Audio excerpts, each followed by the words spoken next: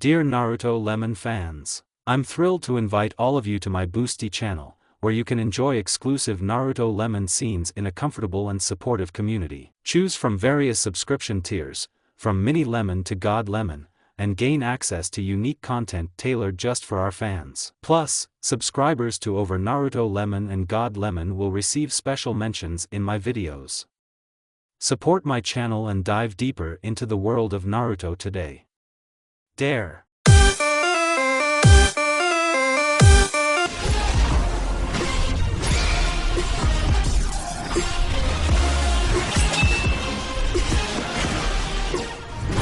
It happened. Again. She'd had this dream several times over the past few months, interrupting at the most interesting part, to be honest. And as a result, Naruto woke up early in the morning, before dawn, sleep-deprived and unsatisfied. In every sense.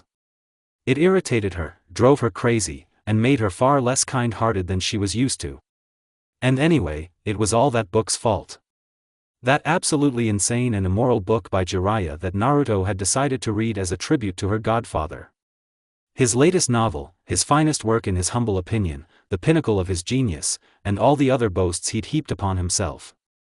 But in general it wouldn't hurt to start from the very beginning. She'd just turned 18 when she decided to treat herself to at least one of Jiraiya's books. Not counting The Tale of the Gutsy Shinobi, of course. And as if hearing her thoughts, the story she needed from the Ika series was instantly found. It was right there in her backpack, which had long since worn out and which Naruto had wanted to throw away, but had checked all the pockets first. Normally, she never did that, she just threw things away and that was it, but then she reached into her pockets and found Ika Tactics in one of them. It was as if Providence itself was forcing her to read this book and understand why others liked it so much. And she began reading. That same day, abandoning everything halfway, she simply collapsed on her bed and began the story, blushing, turning pale, cursing under her breath as she read, but continuing to stubbornly turn the pages to find out how it would all end. Naruto turned the last page long after midnight, mentally replaying everything she'd read and imagining it in every detail possible. Thankfully, though not now, she had a rather good imagination. And the worst part was, she now wanted to read the rest of her godfather's books. Either to further fray her nerves, or for future reference. It would come in handy sooner or later, after all.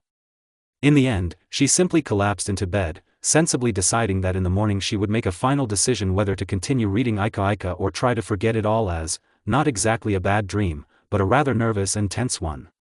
She also had a long time to fall asleep. If only because Kurama laughed endlessly and replayed the story's most piquant moments with his booming voice. This only made things worse. The fox turned out to be quite the scoundrel when it came to the intimate parts of the book, likely spilling out everything he'd suffered and heard from his two previous Jinchuriki. But no matter how Kurama ranted, Naruto eventually fell asleep. Toward morning, she fell into a disturbing and rather intriguing dream in which she somehow became the main character of a book she'd just read, accompanied by the protagonist, whose face she could never quite see. As soon as she peered at him, his features blurred and immediately vanished from her memory, leaving behind a persistent feeling that she knew this man very well. But these dreams didn't end overnight. Even though Naruto never read another one of those perverted books, the dreams continued to haunt her every night, delighting Kurama, what a reason to tease his Jinchuriki, and further irritating Naruto herself. And with each passing night, the man grew closer and closer to her.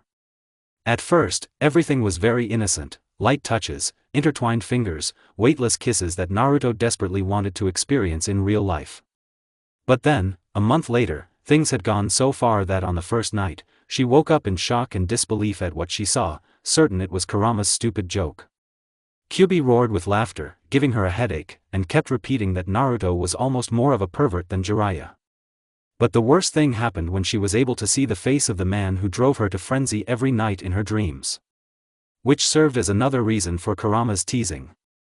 Her sensei towered over her constantly, holding her tightly and powerfully, kissing her neck, moving lower and lower, deftly stripping her clothes, and then.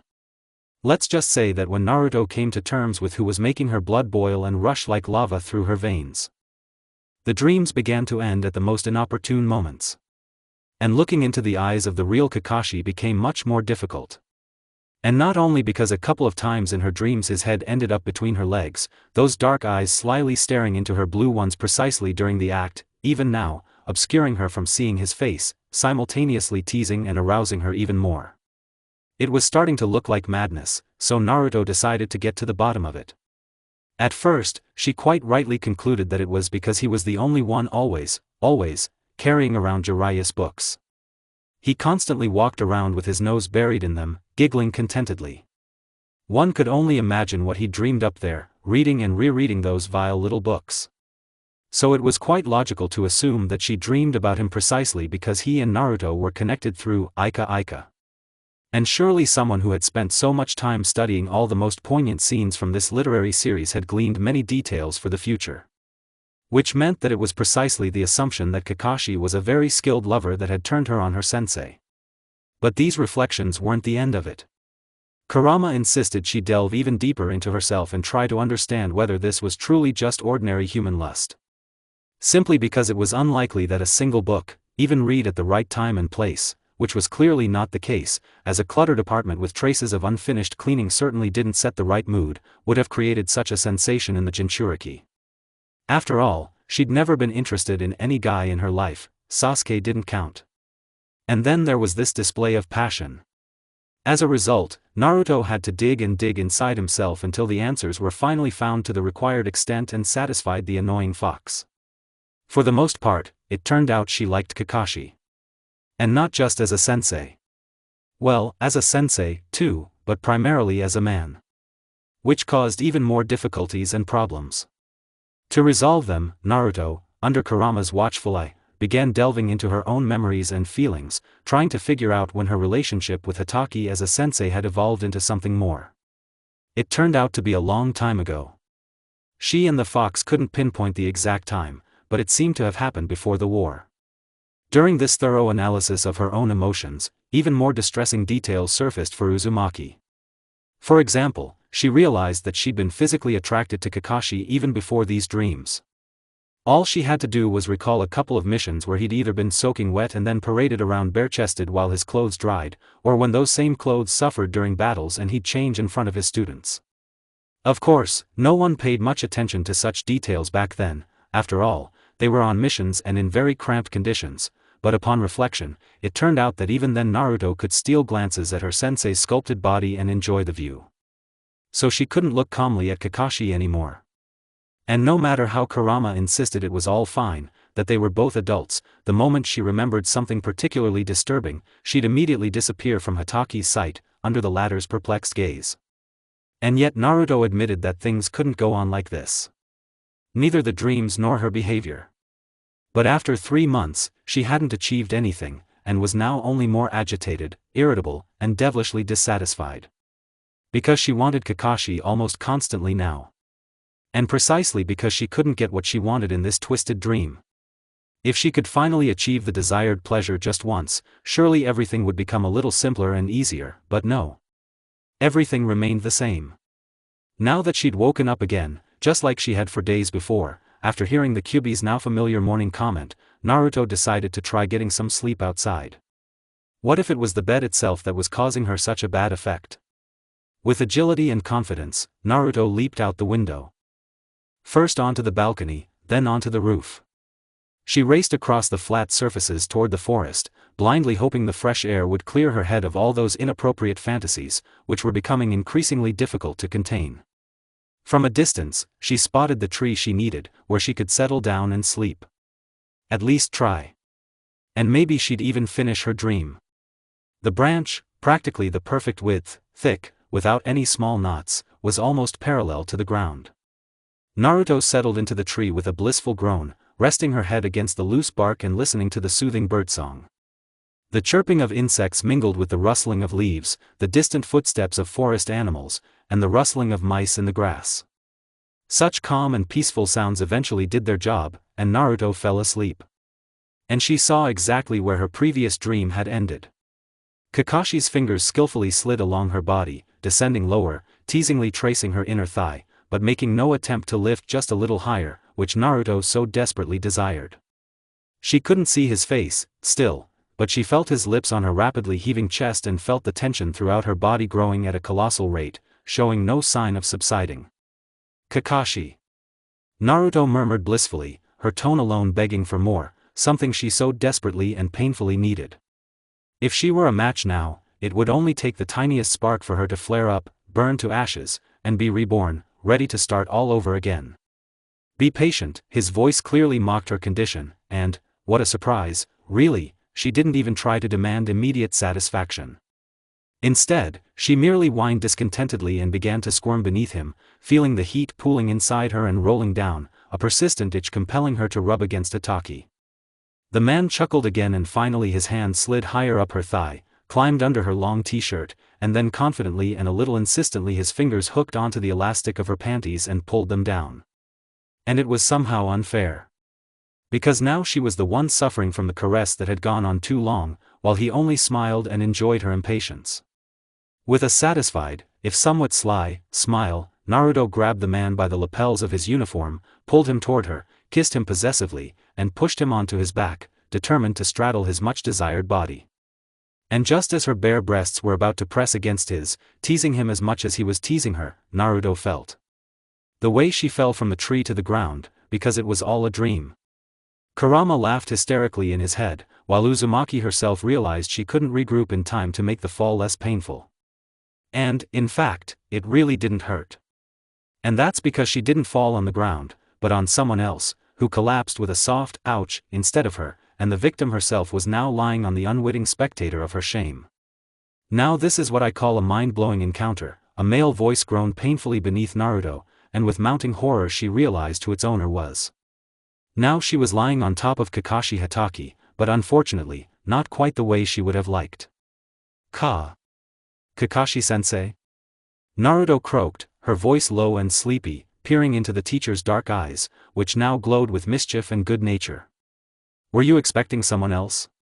The mockingly raised eyebrow was the last straw in an already overflowing cup of patience. With a disgruntled growl of frustration that things weren't going quite as she'd hoped, that she was still unsatisfied, and that he was laughing at her so openly while she was so overexcited, Naruto realized she'd had enough. Kurama's remark that Hatake clearly wasn't aware of her condition went unnoticed and brazenly ignored. Confidently straddling the man, as she'd wanted to do in her dreams, Naruto bit her lower lip in anticipation, pleased to see her sensei's pupils dilate in surprise. Arching her back and then confidently laying down on top of him, her heaving breasts, covered only by the thin fabric of her t-shirt. Rubbing against Kakashi, Uzumaki leaned down toward the man's face. Naruto. Hatake croaked with difficulty, looking at his former student in confusion.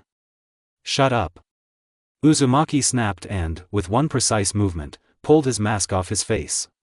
She hadn't expected this. Well, she'd assumed her sensei was attractive, as evidenced by the reactions of everyone who'd even glimpsed Kakashi without his mask, but not that attractive. It was a good thing he hid his face, otherwise girls of all ages would have been chasing Hatake, not Sasuke. And that birthmark. Without even thinking about what she was doing, Naruto pressed a kiss to that very mole, then began exploring his cheekbones with her lips, moving down to his neck, while her hands unceremoniously slipped under his shirt, their fingertips now tracing his tense abs.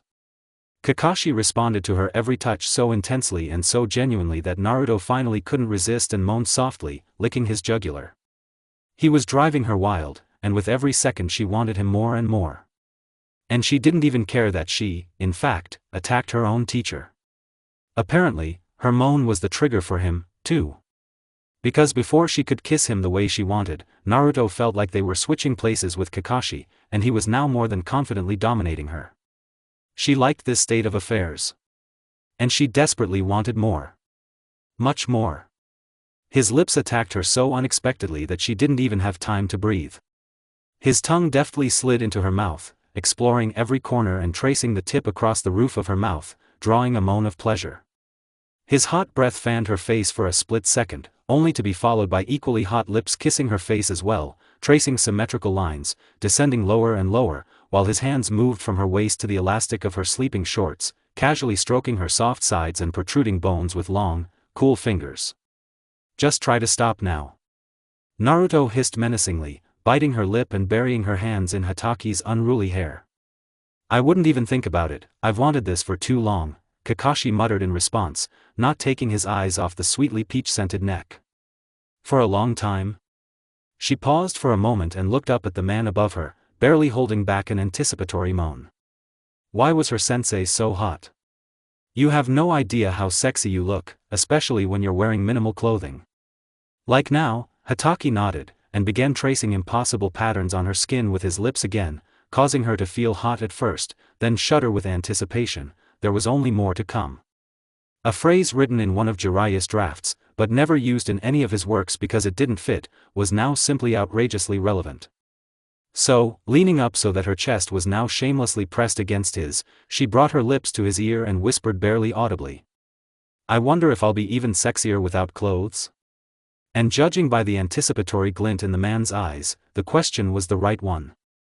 And soon she would see the answer in the affirmative. In person. But it certainly won't happen here, and not right now. All I need to do is move to the apartment.